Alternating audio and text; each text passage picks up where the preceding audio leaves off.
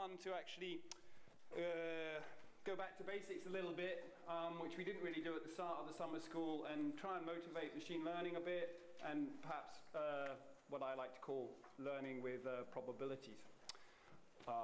Or in this talk, that's what I'm calling it. So the slides might be a bit funny because I've been sort of slapping them together and not proofreading them as I go through, but I'm sure it won't matter too much. So what I thought I'd start with is actually just some sort of general stuff on what I think machine learning is. Because some people tell you things like, oh, machine learning is just statistics. And I think, you could also, people could perhaps argue machine learning is just optimization. What is machine learning? Why was a new field of machine learning required? In the UK, there was actually, in the 1970s, I think it was, there was something called the Lighthill Report that really set back AI research in the UK for many, many years, because it said there was nothing being done in AI research that couldn't be done in a pre-existing field, such as signal processing or statistics. So that there was no need for a new field of AI. That was in the time of logic-based AI, but you could maybe try and make that argument today. Why is there a need for a field of machine learning when there's so much overlap between what we do and what many other fields do? So I want to talk a little bit about that. So we want to endow the computers with the ability to learn from data. So we present data from sensors, the internet, experiments, and then we expect the computer to make sensible decisions. Where sensible, I don't know what sensible means, but informally that's what we're expecting. And of course there are three traditional categories of machine learning: supervised learning, classification, and regression. Now, I would argue that these were certainly the areas when I started machine learning. Classification was still considered a big challenge. Traditional classification, I'm presented with a set of inputs, and a set of targets as training data, and I expect to be tested on inputs drawn from a similar distribution and targets drawn from the same sort of distribution.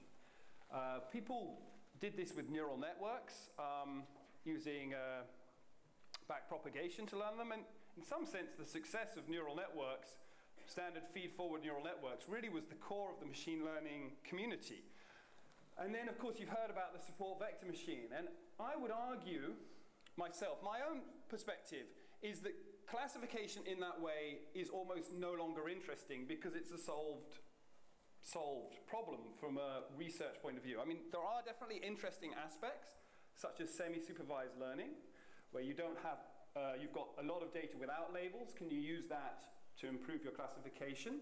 Multitask learning, where you've done some learning from some related tasks, and you want to know, well, can you take information about learning what cows look like to help you understand sheep? Things like that. That's definitely unresolved. But the classical thing we used to look at, the MNIST data set, here's a bunch of handwritten digits. What's the class of the digits? As Bernard said, we can get to even slightly better than human performance on that data. And that was a big problem. You couldn't do that in 1996 when I started machine learning. Regression as well, standard regression, I think we have good methods for dealing with that. Personally, I use Gaussian processes. There are many variants of regression that are interesting. But in some sense, I would say that the classical standard supervised learning scenarios are things that are being less studied at the leading conferences such as NIPS, ICML, UAI, the leading journals. We're more into sort of things which might be thinking of unsupervised learning, such as deep learning. Of course, I've talked about dimensionality reduction already, clustering, Bayesian non-parametric models you're going to hear about from Zubin. And then I think probably one of the most challenging areas is reinforcement learning. And that's an area where there's still room for an enormous amount of progress. So learning from delayed feedback, where a robot has to learn to make you a cup of tea, but it doesn't really know much about the problem. It just gets a reward at the end. It's how do you do that sort of thing? That's really a big challenge, and it's an area of a lot of ongoing research. So that's my sort of overview, and there's a few different examples of learning. So what's the history of machine learning? Well, I give you my personal perspective on what machine learning, where it comes from. And I think it comes out of this connectionist movement in artificial intelligence. So there was this area of artificial intelligence that was about specifying logical rules, expert systems, that really dominated in the 1970s. The early machine learning people were actually overlapped a lot with people in psychology. For example, Jeff Hinton has a background as a psychologist. Also, Mike Jordan has a background as a psychologist. And there was this group of people, they called themselves the Parallel Distributed Processing Group. And there was this interesting mix at the time with the idea that in the brain, you had lots of distributed processing elements with high connectivity, and it was very robust, so you could take out cells and the system would still work, and the system would learn. So people were interested in trying to build computer models that had similar characteristics. And the movement was called Connectionism. And you can read about it on Wikipedia. Connectionism was the dominant force in machine learning, say, in the late 1990s. And it was actually sort of driven by ideas of models of the brain, and in particular, Rosenblatt, who built the so-called Perceptron. So it was, I mean, I think there may even be videos of this. It was in 1962, a learning system which could try and classify digits. A very simple one that you may have heard about before, and it was even based on a very simple model of a neuron. So this is kind of quite powerfully exciting stuff. In 1962, you can do a bit of learning based on an existing model of the brain. Now, I think any neuroscientist would say it's a rubbish model of the brain, and as machine learning people, actually it is still quite, for such a simple learning rule, if you kernelize it, you can do some quite powerful things. So, but it's a very simple system. But I think that that area was inspirational for the connectionists, and people were looking at extending the perceptron, and the big sort of step forward was the multi-layer perceptron, or the neural network that people could use to do nonlinear classification.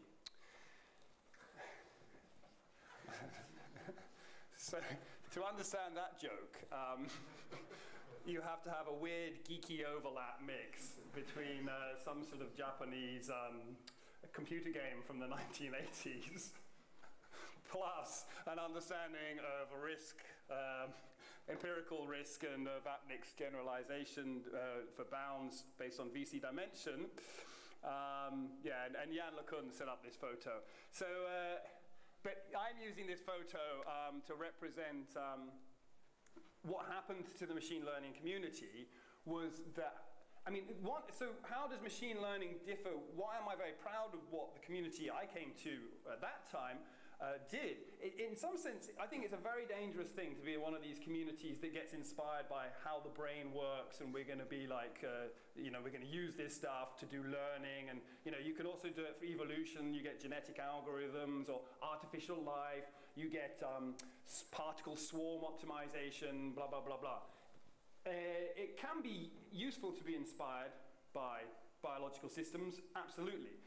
There is always a danger, though, that a large part of the research moves away from the theoretical side, is frightened of the mathematical side, and it just ends up hacking, playing with algorithms without any motivation. What I think was very good about the connectionists, and you know, you can mention people like Mike Jordan and Jeff Hinton in this, they were never afraid of theoretical people that came on board. So you ended up in the early days, so Jeff Hinton used to go, they did this Boltzmann machine thing, which was a cognitive model inspired by Hopfield networks, I believe, with Terry Sadowski, but then they went out and told physicists about this model, and it's related to Ising models, so you got statistical physicists coming into the community, and rather than saying, oh, that's all too complex and doesn't matter in practice, they were absorbed into the community. So by the time I was in the community, there was this mix of engineers, psychologists, very few computer scientists actually, and statistical physicists, mathematicians, interested in Ising models, interested in this book, Hertzberg and Palmer, is basically a statistical physics perspective on the sort of models people were looking at the time. And that was the leading textbook, I guess, until 1995, when Chris Bishop's first book came out and related everything to statistical pattern recognition, which is another step forward. So when I came in to the community, there was this big transition where people started looking. So Vapnik's work, support vector machines, kernel methods were all just emerging in 1996, okay? And that really revolutionized the field. So it went from being, you know, when I came in, the reason I could get involved in machine learning is I understood the chain rule for differentiation, okay? That's how, it's quite complex, but that's how backpropagation worked. If you look at the mathematical concepts you're hearing about here now, you're hearing Mark talking about information geometry of parameter space for Bayesian modeling. You've got David Mackay in 1993, I guess, starting to publish on Bayesian models for neural networks. So you really have all this theoretical stuff being absorbed by the community and the community moving forward to an extent such that I think in many areas we actually overtook the fields we were competing with in terms of statistics, which at one stage was regarded as more rigorous than machine learning, but actually machine learning has really, you know, it's putting a lot back in towards statistics.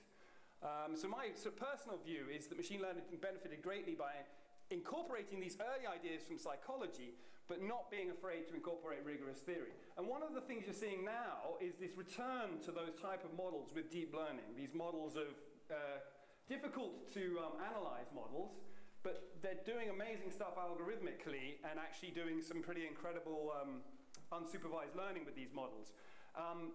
But instead of just people playing with those things and saying algorithmically, here's this, you've got people like Ian Murray doing great analyses of trying to do annealed importance sampling to estimate marginal likelihoods in these very complex models to try and understand better what's going on.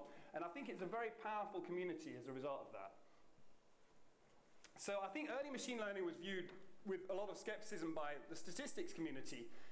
But certainly for me, say in the UK, a lot of the people I'm most interested in talking to are statisticians doing Bayesian learning or what I think of as Bayesian modeling. And there's now enormous interaction between machine learning and statistics. But I think there is still a difference. So when people tell you what's going on, they say to you, it's just statistics done in a hacky way or whatever. I think that's not true. My personal view is that the philosophy of the two fields is fundamentally different. Whatever you're doing at the moment, whatever your tasks are, if you are doing machine learning, you want to replace the human in the processing of your data set. So there was this, I had lunch at NIPS, we were doing a Gaussian process workshop, and Zubin Garamani and Tony O'Hagan were there. Tony O'Hagan's a leading statistician who did a lot to introduce Gaussian processes to the statistics community, and a very well-known Bayesian statistician. And Tony sort of said, I don't believe you can ever take a data set and just analyze it by computer without a human being involved in the loop to interpret the analysis, which I sort of agree with in terms of the technology we have today. But Zubin immediately said, well, but unless you believe that the human's doing anything magical, unless you believe there's a ghost in the machine, to put it one way, you should be able to replace whatever the human is doing as well. Now, I think that statistics as a community is about summarizing data to the extent that humans can interpret the data. So you try and say, the mean of this data is 7. So if you go back to when statistics became a field in its own right, they were often working with social science. So if you want to understand poverty in Manchester versus poverty in London, you could take the average income of the people in Manchester and find that it's 12 shillings and sixpence per year. And you could take the average income of people in London and find it's 18 shillings per year. And then you want to know the difference, the fact that these numbers are different, does it mean anything? Are these populations different? So statistics itself, we know what that's like. Baseball, you say his batting average is, runs batted in is 0.4. Or in cricket, you say the batting average is 30 runs. That's what statistics means. When we say statistics, we're talking mathematical statistics, which is really the study of whether the fact that those numbers are different means that the populations are different. And that's what statistics was set up to do. So it's set up to understand the numbers you're feeding to humans. But machine learning is set up to eliminate humans. Kind of. fundamentally, we're aiming for the AI singularity, okay? I mean, fortunately, anyone in the field knows we're so far away from it that we don't have to worry yet. It's like the sun going out. But that is really our aim, that we don't want, you know, I presented the Gaussian process latent variable model to the stats group in Sheffield once, and Tony O'Hagan was there actually, but at the end of it, one of the lecturers in the group said, okay, that's fine, but what do you tell the client? I'm like, who's the client? Statisticians are always worrying about a client. There's someone who comes to them with data, and they're trying to say something about the data, tell the client, compute a p-value. I don't think we care about the client, because in some sense we're just trying to integrate it in a computer program. I'm trying to provide a module in a computer program that has an end result like those faces. You can animate the faces, right? The client there is a graphics guy who's drawing. So I don't tell him anything, the computer does all of it. So I think that's the fundamental difference. But for the moment, the two overlap very strongly. Why do they overlap at the moment? Because we are not capable of replacing the human. So very often, we need to say something to the human about the data. So we're interested in computing these numbers and the sort of things statisticians do. I think also, one of the main roles of statistics, again, these are personal views, but you can disagree or agree or whatever. A lot of statistics, in terms of what the field was set up to do, was solved quite early on. So in terms of being able to draw conclusions about data, about if you've got two sets of crops and you're fertilizing them in different ways, you want to know which fertilizer was better, randomizing the samples. These sort of ideas came out early. They're sort of model-free. They allow you to infer things about the data, clinical trials. A lot of those questions, again, are solved, and statisticians have moved into things which are much more model-based, which originally the field tried to avoid. So I think Bayesian statistics, personally, is a complete oxymoron, because statistics set itself up as a field to avoid modeling. They didn't want to write down what was going on in the data because they were looking at social data where there was no physical model.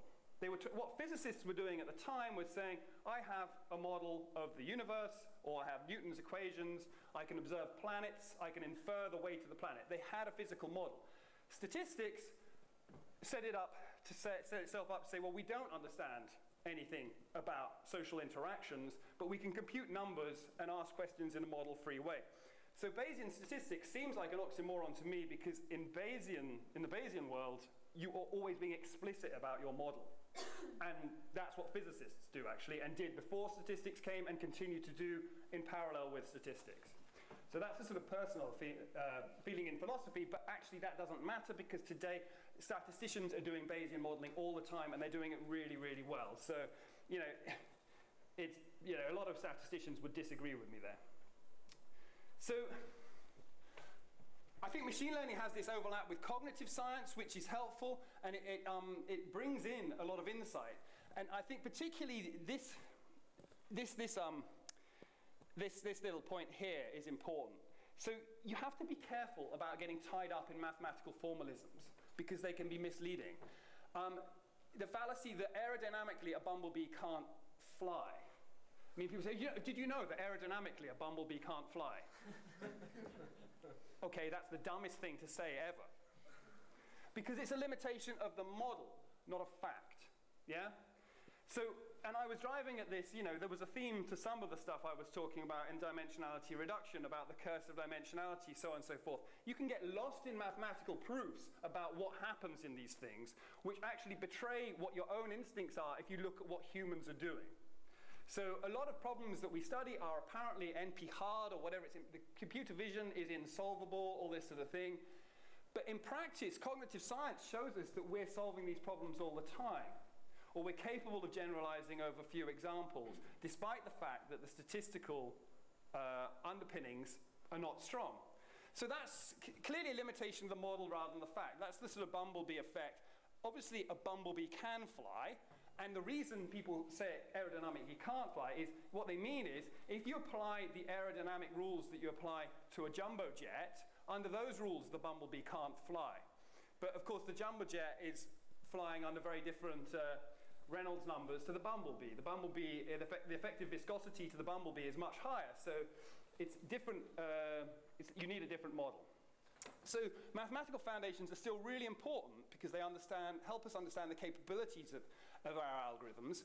But I think one thing that machine learning does really well is it's very good at going out empirically and saying, look at this result. I've created this crazy, funky, deep hierarchy of Boltzmann machines, and I can get this kind of supervised learning result, even though I can't prove much about when this will converge. And so we mustn't restrict our ambitions to the limitations of current mathematical formalisms, and humans can give us a lot of inspiration in terms of what we can do in order to go and seek beyond the sort of standard mathematical models. So I guess I've already said this. Early statistics had a lot of success with the idea of a statistical sort of proof in inverted commas. I computed the mean of these two tables of numbers. They're different. Does this prove anything? Well, it depends, and the answer depends on how many numbers generated, how many there are, and how big the difference is, and whether you randomized your samples, so on and so forth, whether there was correlation. It leads to hypothesis testing, and I'm very subjected to this now because I work in an institute with a lot of doctors, and they always come into my office and say, can you compute a p-value for this? Because every experiment they do, they're expected to provide a p-value. Even whether it's interesting or not, it's extremely boring, and I don't know that much about it. So it's important, though. It's an important area. It's not what I'm interested in. And classical hypothesis testing, the questions you can ask really about your data are quite limiting. So that can have the effect of limiting science too. But there are many, many successes. So who knows who student worked for? I mean, his name was actually Gossett. Guinness, yeah, there you go. Guinness is what? One of the largest brewing corporations in the world. Why are they one of the largest brewing corporations in the world? They early on adapted statistical methodologies to make sure they could brew beer consistently. Why is it that you can pick up wine from Australia that is very, very high quality? Because people did analysis of what was important in the creation of wine. These little variations that were occurring on a year-on-year basis, people avoid them now because they understand, even though they don't understand necessarily the system of what's going on in the brewing, precisely, they can check variations. If I add this much yeast, if I put it at this temperature, they can check which is significant with randomization and hypothesis testing. So Gossett worked for Guinness, and Guinness is one of the largest brewing companies in the world. He came up with the student tea, he came up with t-tests, these sort of things, basically in an effort to help them ensure they're brewing a consistent brew. Now, I don't know the details of the story, but I think a nice ending to that story would be that statistics enabled Guinness to be the large, massive brewing company it is today. Certainly, stout is overrated. Sorry, Neve. So it can't be their fundamental product that... I mean, for Christ's sake, they advertise it with Italians and Spanish and funky weird adverts all the time. So it can't be that it tastes good because they keep on having these weird things to advertise it. So it must be statistics. But there are many open questions. For example, I think that when you talk to statisticians, not all statisticians, but graduate level educated statisticians about causality, they are paranoid.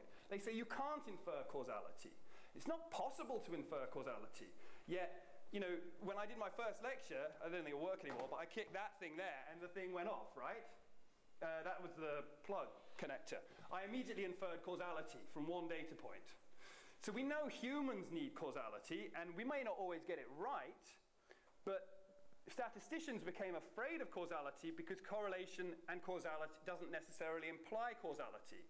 So they almost eliminated causality. I mean, there's many papers on it saying, you know, you remove causality in any analysis of data. If that's the case, then you know all the human reasoning that we're doing, where we're inferring causes whether they're wrong or right, but to help us with understanding a system, we do look for causality. It's very different. It's very it's wrong according to statistics, but of course it's not wrong. It's an important open question, and you know it's something that Bernard's looking at extensively. He gave a NIPS invited talk on it last year, and a lot of leading statisticians are looking at it as well, but traditionally statistics avoided causality. So there's William Seeley Gossett, and they were sort of, I like to think of the early statisticians, they're sort of Edwardian English gentleman. And I think that's a classic Edwardian English gentleman. I'm glad I didn't live in those days, because I could never have grown that moustache. This is like 8 days growth. So I'm glad I'm not Edwardian. And as I mentioned already, that statistics is really about computing numbers, and really mathematical statistics is the world that we're interested in. So machine learning and probability. Where does probability coming into machine learning? Well, the world is an uncertain place. For example, I got up today expecting to sit quietly in the audience for 6 hours of lectures, and things happen, things change, and you need to deal with that. So epistemic uncertainty is one type of uncertainty. So this is uncertainty arising through lack of knowledge. So what color socks is that person wearing? So what color socks am I wearing? Very good, you see. Normally that works better in England when you're giving your lectures in the middle of the winter. And then aleatoric uncertainty is uncertainty arising through an underlying stochastic system. So if I take a sheet of paper here and I drop it, where will it fall? Well, I could do it a similar way many, many times, and I wouldn't be able to say. Now, those are the two broad categories of uncertainty, and this is the right way to think about these uncertainties, right? So there's two ways of watching a football match, right? You watch it live, and that's aleatoric uncertainty. The other one is you can't watch it live because you're at work or something, and you record it on your video recorder or your Sky Plus box or whatever, and then you come back later, or it was on really early in the morning, and you play it as if it was live. Now, as far as you're concerned, if you don't know the result, it's a bit spoiled if someone walks in and says, oh, they won, But as long as you can maintain the illusion that you don't know the result, the uncertainty is the same. There is an actual difference, and this difference was brought home to me when I was doing this with rugby, England versus France in the World Cup semi-final, I think it was. I've tried to forget about it.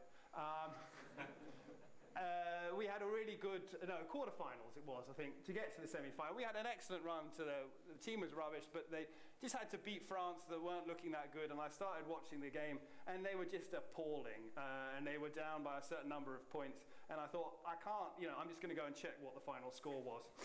So I left and went and looked. Obviously, you can't do that if it's aleatoric, if you're watching it live, but I was watching it recorded. So I do a lot of watching recorded, and that's epistemic uncertainty, because I can always go and find out. The result is known, I just don't know it. With aleatoric, the result is unknown. Now, there's a sort of overlap thing here, which is that why does this thing drop in different ways every time I drop it? I assume it's slightly different initial conditions, chaos theory, yeah? Very small variations in initial conditions, even in a deterministic system. So actually, I think pretty much, unless you get down to the quantum level, and I don't understand quantum mechanics enough to make a claim about that, but let's ignore quantum levels. Let's just assume that this is chaos causing these things. All aleatoric uncertainty in some sense is epistemic uncertainty. If you knew precisely the initial conditions with which I'm dropping it and the state of everything in the room, then we would be able to compute where that would land. But such small variations effectively make this statistical noise, aleatoric uncertainty. So Laplace, this is called Laplace's indeterminism. Well, that's really about epistemic uncertainty, but the two overlap a little bit more, I think, than we're being honest about here, because fundamentally, the aleatoric uncertainty is something that is occurring because I don't understand the initial conditions. But let's think about, but let's just make the division. Let's assume that is genuinely stochastic and epistemic isn't. Okay, so we need a framework to characterize this uncertainty, and we use probability for doing that, or it's one of the frameworks. So people talk about Thomas Bayes, but number one, we don't really have a picture of Thomas Bayes. The one people show is unlikely to be Thomas Bayes, because Thomas Bayes was a nonconformist minister, and that's what nonconformist ministers look like. They have big wigs. This is Richard Price, who was a Welsh philosopher and essay writer. And if you read Thomas Bayes' essay, there's a long introduction to it. And then there's an essay. And the introduction is written by Price, who also edited the essay. The introduction is really easy to understand, and the essay isn't. So a lot of the claims for what's going on in the essay are written by this guy, Richard Price, who we know a lot more about. He's also a political essayist. He's involved in, he was writing about the American Revolution. He's interesting. He's more like a Benjamin Franklin type figure, whereas Thomas Bayes we know very little about. But he was the one that presented it to the Royal Society. And you can read about Richard Price online. He was Welsh and he came to London. And one of my best friends is called Jonathan Price, and I don't know if he's related or not. Probably not. But then who's the man? This is, to me, is the man. Laplace. So Laplace actually didn't know about Thomas Bayes, but he came to similar conclusions about how you should try and deal with data and dealing with uncertainty independently. And I think he almost did. If you read Laplace, I don't think I do anything that Laplace hadn't thought of. Of course, I have a computer, so I can empirically do things that he thought of but couldn't do in practice. Laplace was interested in, initially he was interested in gambling. So he was interested in if a dice was unfair, for example. How could you tell when the dice was unfair? And the French called this an English dice. I don't know what the English called an unfair dice.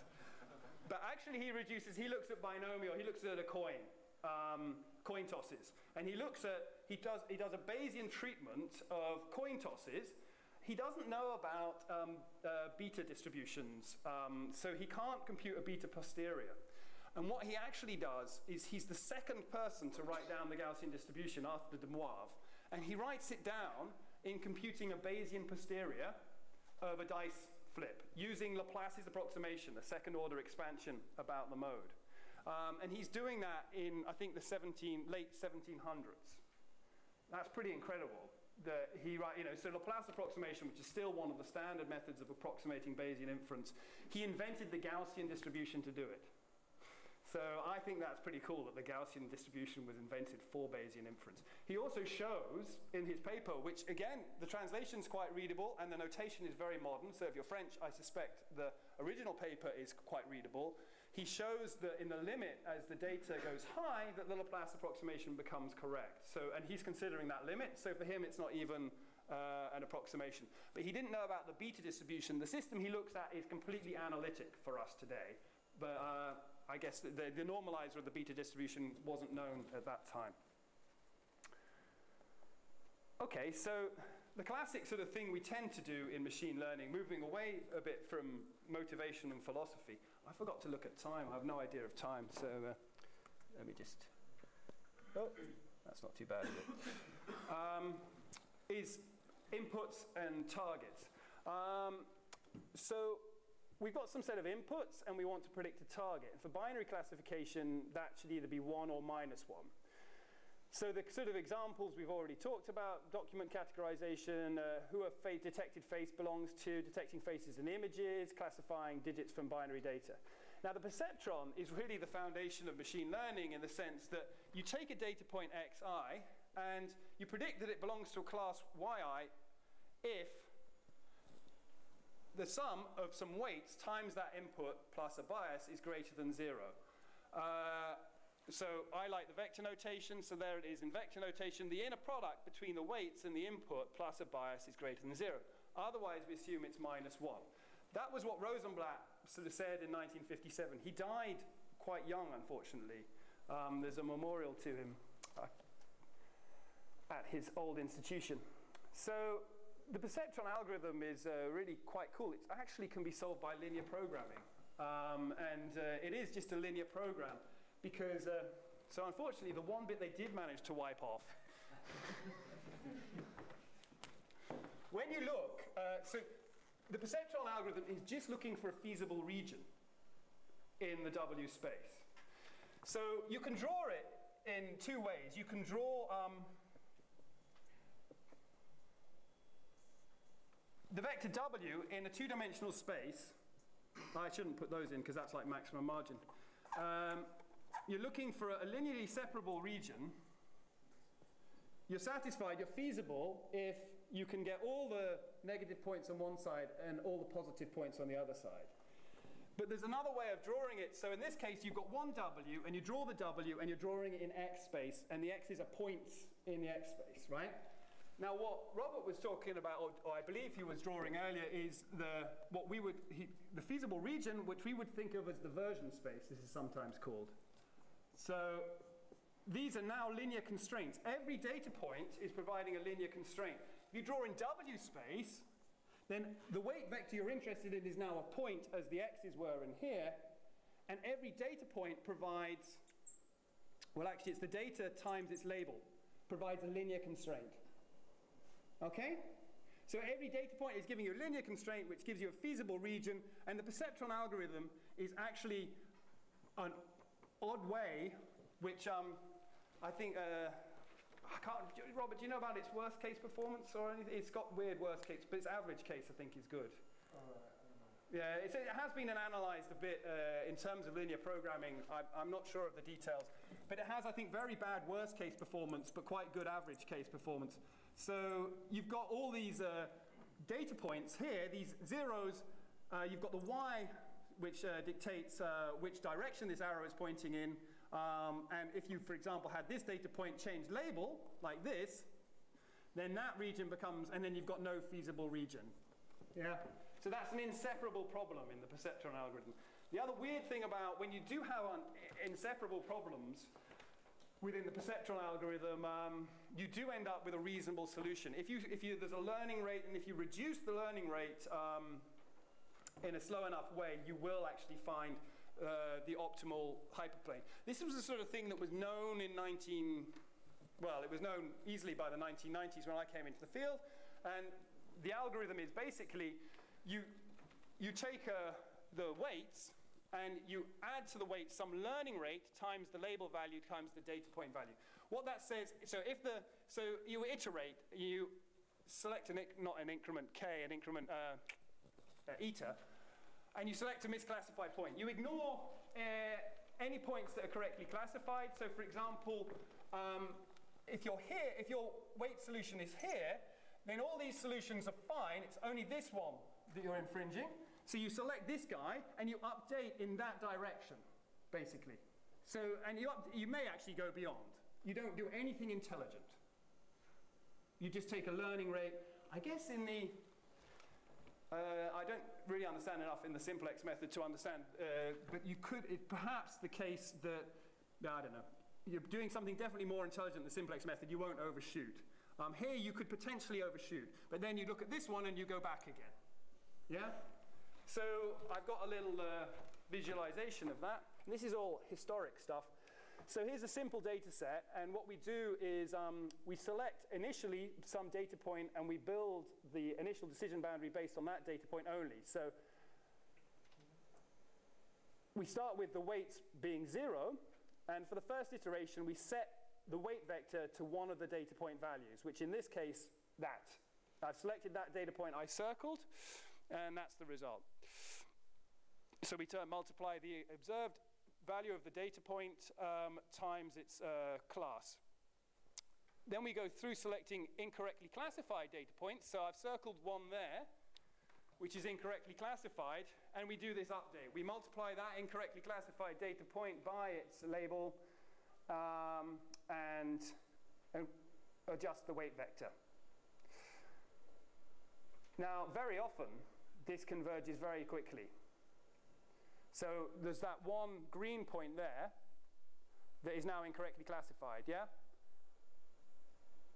And then all data are now correctly classified.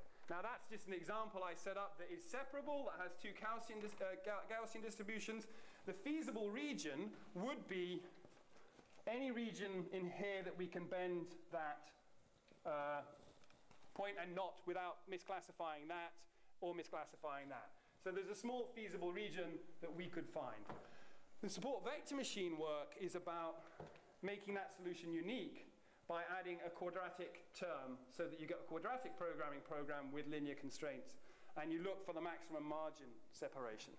Now the fun thing about Rosenblatt when he specifies this learning rule is I don't think I haven't read the original paper, but I think it's just an intuitive learning rule that, you know, that you should, if you've got something wrong, you should look at the thing you've got wrong and you should add it into your weight vector.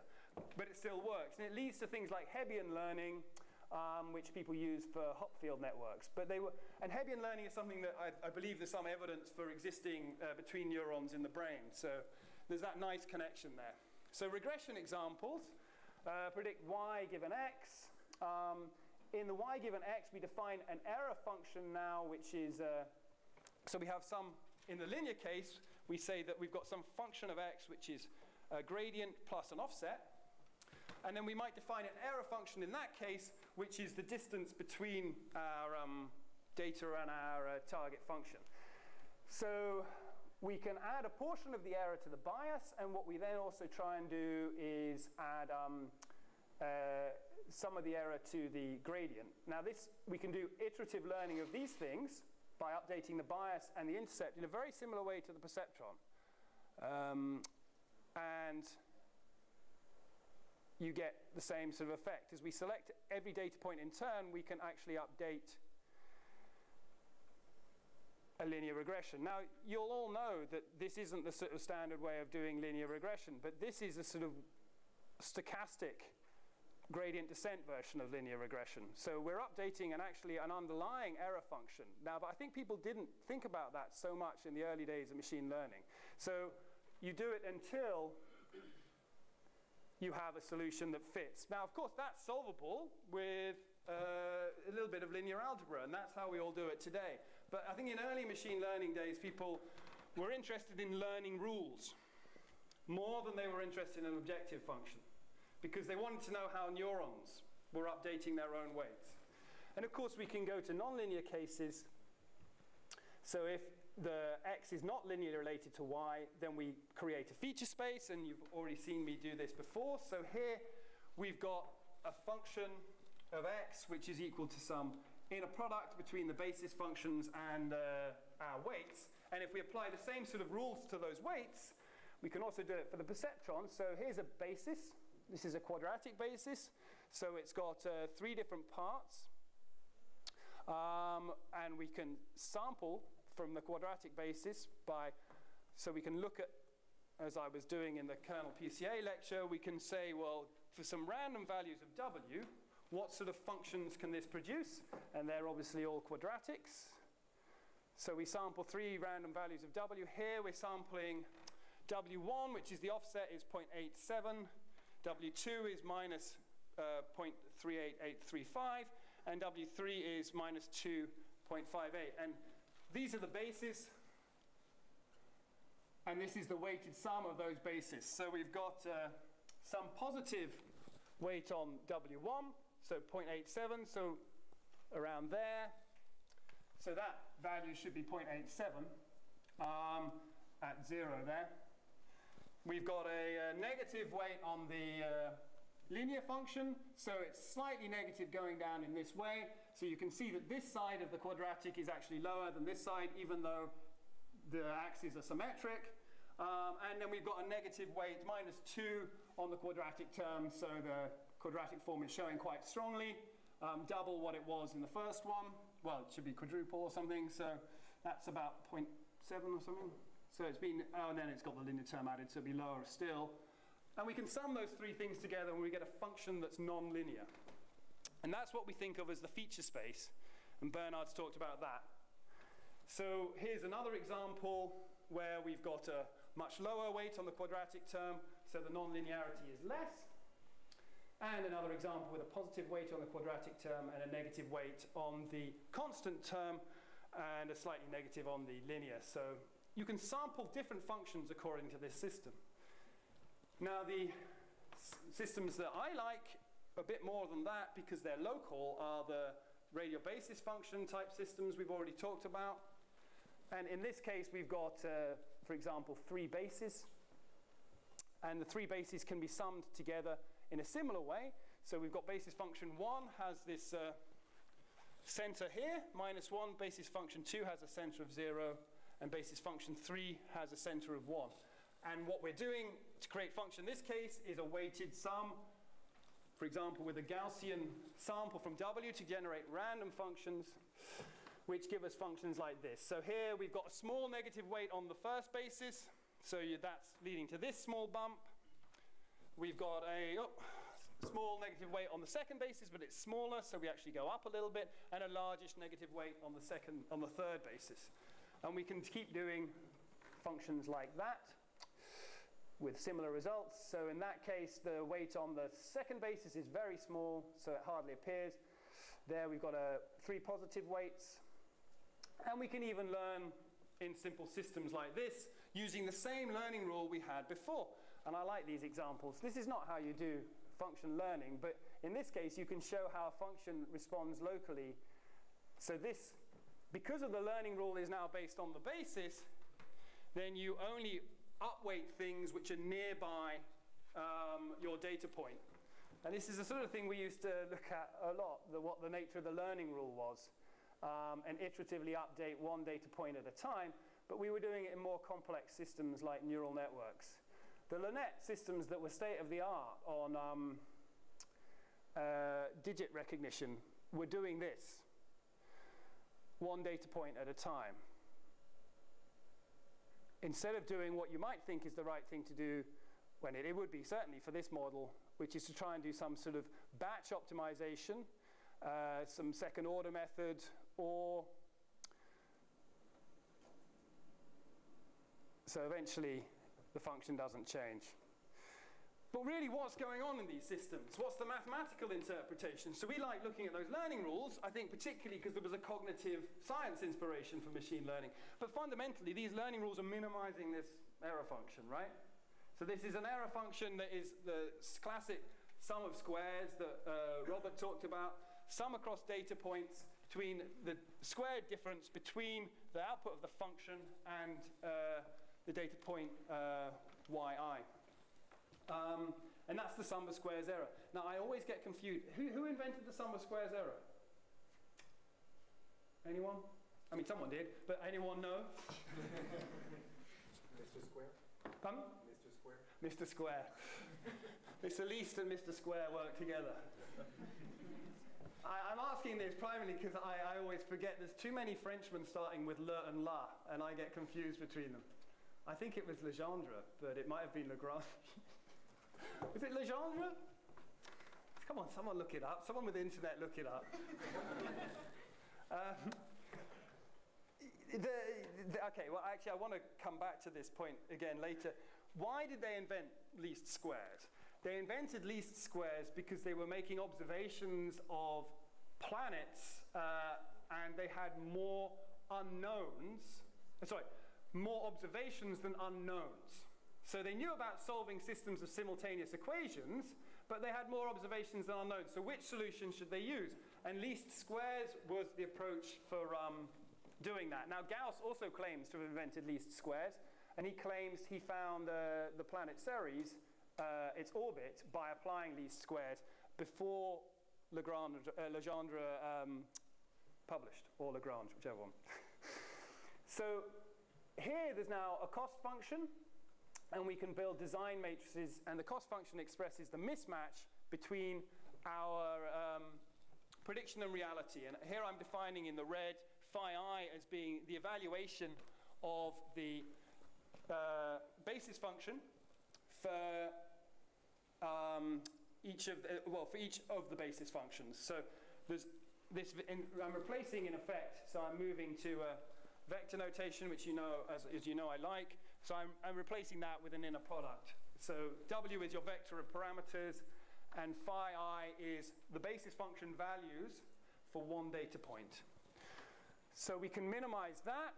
We can compute its error. And what we find is that the gradient of the basis function is equal to the current error. So you're always updating according to the error in both those perceptron examples and the regression examples. And in this case, this sort of error, the current error, this isn't the error function, but what people used to call the error, was the difference between the observation and the target value. So that's the gradient for all the data points. And the gradient for what we can do is minimize that by steepest descent. So we initialize the algorithm with some value W, and we compute the gradient and go downhill. Of course, again, this is analytic to optimize, but illustratively speaking, this is a sort of steepest descent type approach. So you compute the gradient, and this is the quadratic form of the error function, and you start heading down towards the minimum. Fortunately, this actually goes very, very slowly once it starts getting, okay, so the jump there wasn't because it started going fast. That's 9 iterations, that's 10, that's 20 iterations, that's 30 iterations, 40 iterations, 50, 100 iterations, 150. So here you're using the learning rule to take the weight and update it by the sum of all the gradients of each data point. So it can take a very long time. Now, stochastic gradient descent is something that machine learning people started doing back in the 90s and do an enormous amount now. And the reason is because it tends to give you much faster solutions for very large data sets. So in stochastic gradient descent, that's the algorithm we effectively saw for the perceptron and the regression problems earlier, that you take one data point and you look at its error and you update your weight function according to that. So stochastic gradient descent works very well if you've got 25 million data points. Because if you've got 25 million data points, you need to compute the actual gradient to sum up the gradient with respect to each of those data points, 25 million sum. But stochastic gradient says don't bother doing that. Just go in and update according to the gradient of each individual data point. Now, stochastic gradient descent has this learning rate parameter. Okay, so just this is standard gradient descent with the sum over all n data points. So your update rule is the weight vector is equal to the old weight vector minus the gradient. You descend the gradient. Stochastic gradient descent says, well, let's look at that. Okay, so let's take that function there and say that's the error, that bit in red. Define that as the delta y that we've seen before. And then let's replace the delta yi, the sum over n, with multiple repeats of doing it for each individual data point. So this isn't exactly the same as that, because here we're updating the weight function once for all n. Here we're updating the weight function for the first w, and then that changes this delta yi. So every time you iterate, you're updating w. So these aren't exactly the same thing. But if you have a sort of reduction criterion for your steepest descent, your learning rate, if you reduce this in the right way, it turns out that this provably converges. What the right way is an open question, and very often, I think formal convergence on these things, I don't know the details of how people claim they've achieved it, but certainly in practice on that the function we looked at before, this is the sort of effect you get. Now, we're not following exactly the gradient, we're following, this is the same example I showed you earlier with the basis functions. We're following that gradient with respect to one data point, and then you see it sort of wiggles around a little bit, but broadly speaking, it goes in the right way. Sometimes with small steps, sometimes with large, because it depends on the value of the basis functions at each step. So while there are many iterations here, each iteration is only looking at one data point. So the value of this comes when you've got very large data sets. If you look down in the valley below, it's actually wiggling around. That's why it's sort of called stochastic. On average, it tends to go in the right direction. But for very large data sets, which this isn't one, this tends to be much faster than computing the correct gradient at each data point. And you'll see people are using that. Neve? Why did it change from negative to positive in your formula? All those iterations? Did I? Was there a reason? No. Whereabouts? It was just typo, yeah. Oh, was there a typo? I don't know, that's what I wanted to ask. Yeah, there probably was a typo. Yes, sorry, yes, that's a typo. Yeah. Thanks, Neve. This here, oh, where's my mouse? Oh, there it is. That should be a negative. Okay, because we're descending the gradient. Sorry, thanks. So we can get an approximation to the gradient with stochastic gradient descent, which is often much faster to use in practice. And this is how, say, Jan LeCun was doing MNIST on 60,000 digits in the late 1990s or even early 1990s, you could do it because you didn't have to solve a large you weren't looking at quadratic error, you were looking at 60,000 digits, you present each digit one after the other, update the weight function of the weights of the neural network. So that was an adaptive basis system, which he constructed to include translation invariances and various things. It was a very impressive piece of work in the late 90s, and it all worked because of stochastic gradient descent. As a field, we sort of kind of forgot about stochastic gradient descent for a while, but it's now come back in, I think, in a big way for deep learning. People are using it a lot for deep learning. It's difficult to analyze. We used to call it online learning. Why don't we call it online learning anymore? Okay, I guess because that means doing a course on the internet. But we didn't have the internet back then, so we called it online learning. And a lot of the statistical physics analysis was about trying to understand the characteristics of that in certain systems. For example, it's known that it often plateaus. So you start really nicely, often the error function goes down, and then it seems to plateau, and then it goes down again in neural networks. And people did a lot of analyses. In fact, my close colleague, Magnus Rattray, has some classic papers on this plateau effect, and it's important because you want a long learning rate in this region and a short learning rate in the other region. And if you read Jeff Hinton's paper still today, if you read the SNE paper, there's a large amount in the paper about how he started off with this learning rate and then he switched to that learning rate. And old papers used to have a lot about that. But it was a sort of little bit heuristic and less difficult to formalize some of the minimization. So the modern view of error functions is, of course, one of the following. Either the error function has a probabilistic interpretation, in which case you're typically doing maximum likelihood. And this is the modern view. When I say that, I mean from the perspective of machine learning. Gauss and Laplace knew that, so that's not that modern. Or the error function is an actual loss function that you want to minimize. So that's empirical risk minimization, which Bernard talked about. And I think that you can broadly see that the field has been split along those two lines. People either take one perspective or the other. I mean, this is a broad generalization. So I tend to think, the error function's a probabilistic thing. So what I should really do is worry about my probabilistic model. If you bring an application to me, I start writing down a probabilistic model. Whereas a sort of Bernard would probably think more in these points of view. So if you bring an application to him, he would typically start writing down an optimization problem. Now, the two things that then happen is you either can't solve the probabilistic model because it's non-analytic, or the optimization is NP hard. So what I do is I then look for either a simpler version of the probabilistic model that is analytic, or I look to do approximate inference by sampling or variational methods or the Laplace approximation. What I think the optimization people do is they tend to relax the optimization. So they say, well, I really want, and a classic example is L1 minimization type problems. So they say, I really want to minimize to find a sparse solution. And the way I should find a sparse solution is by using the L0 norm on the parameters of my regression. But that's not tractable because the L0 norm is drawn in the weight space. So again, you can think of this is like in the version space, the L0 norm is stacked up along the axes. So you can't even really draw it properly. It's like a sort of if everything's, the L0 norm counts the number of non-zero terms. So if every weight in your vector is 0, then the L0 norm is like a pointy stick sticking out of the axis.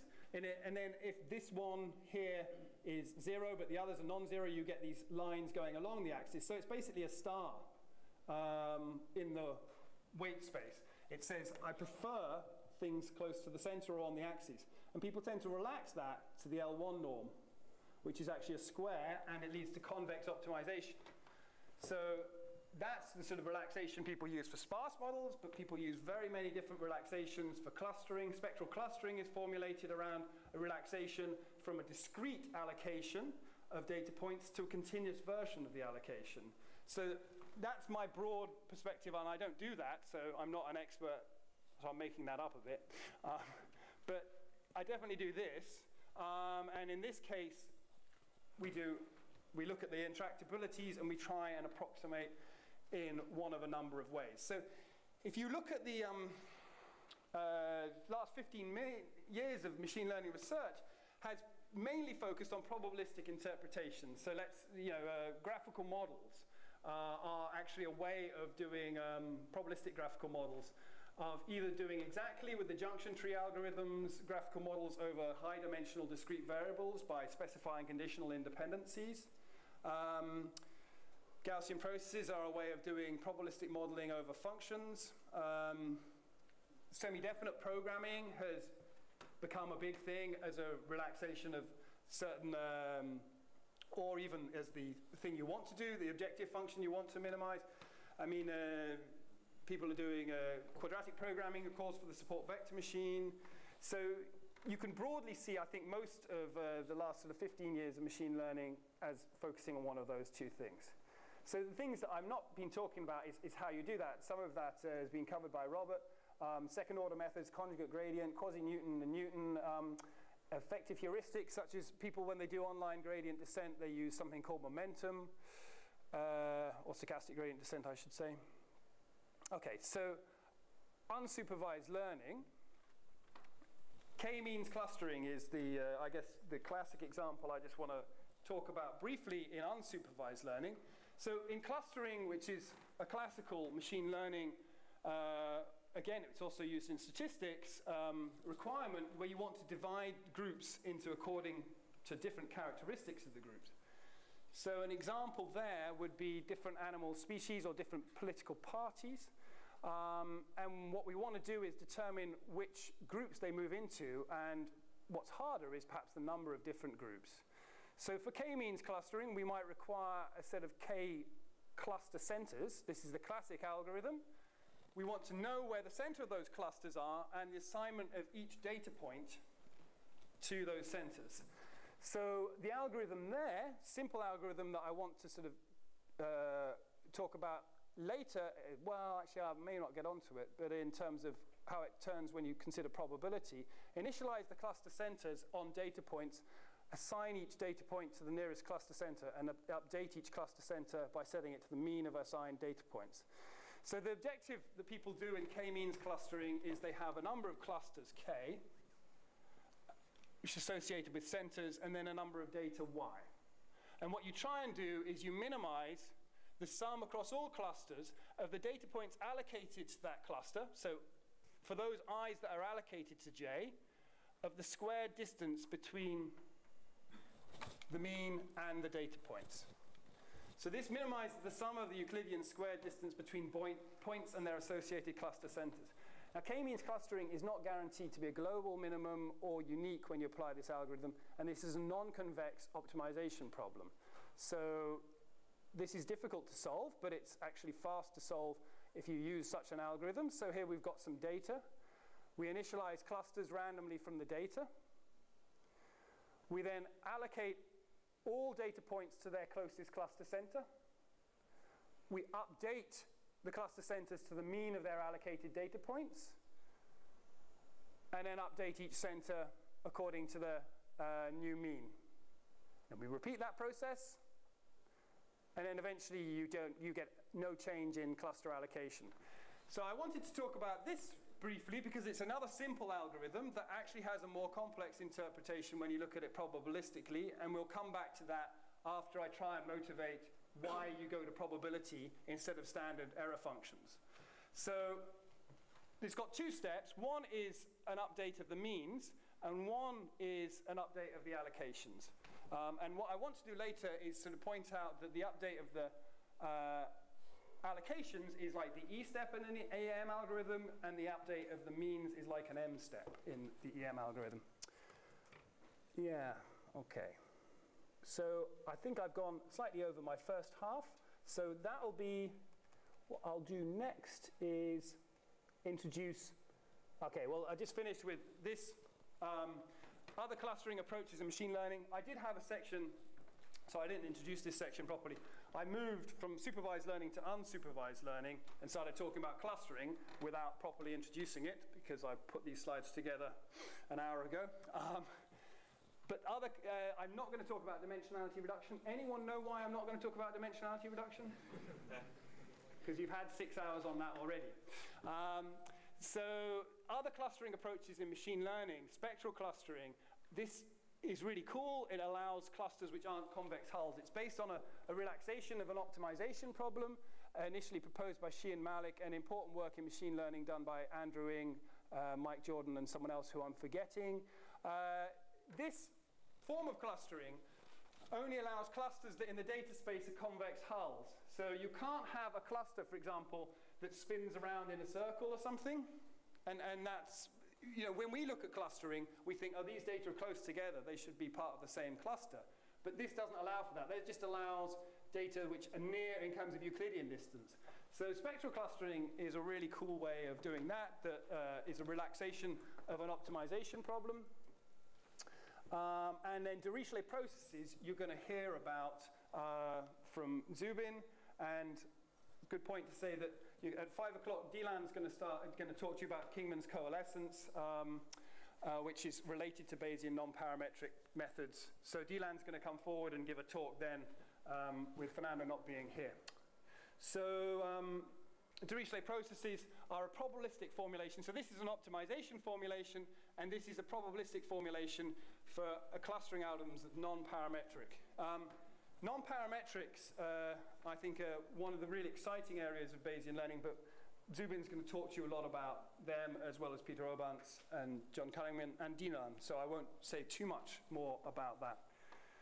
So, after the break, we'll come back and talk about maximum likelihood regression from a probabilistic perspective, and I'll want to do a bit more. One of the things I think is interesting is what people think Bayesian modeling is versus what it actually is. Bayesian modeling is not using Bayes' rule. Okay, I mean, it does use Bayes' rule, but if you use Bayes' rule, you're not being Bayesian. Okay? Some people disagree with Bayesian modeling. You can't disagree with Bayes' rule. It's an obvious consequence of the laws of probability. So if you say, I'm not going to use Bayes' rule, you're just being dumb. But there is a difference between the Bayesian and frequentist approach, and I'll try and highlight where that comes from and what it is philosophically. It's associated with its epistemic and aleatoric uncertainty. And I'll use regression for motivating that, first by maximum likelihood and then by Bayesian perspective. And if there's time at the end, I'll briefly talk about EM algorithms and try and introduce variational methods briefly through the EM algorithm. Okay, so back in 5 minutes, I guess.